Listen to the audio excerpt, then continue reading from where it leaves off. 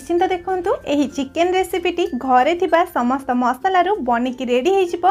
आ ए रेसिपीटी आपण फुल देखिला परे न बनेकी रही परिबे नहीं।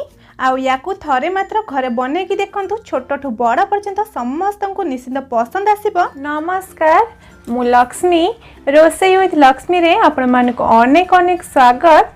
तो चलंत स्टार्ट करिबा आजिर रेसिपी।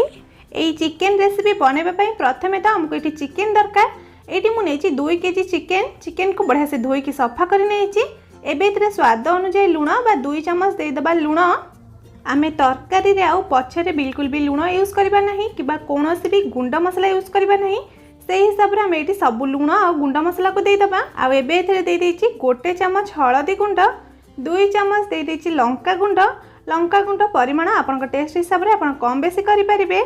2 चम्मच दे दबाटी धनिया पाउडर आ 1 चम्मच दे दबाटी जीरा पाउडर। आम चिकेन तरकारी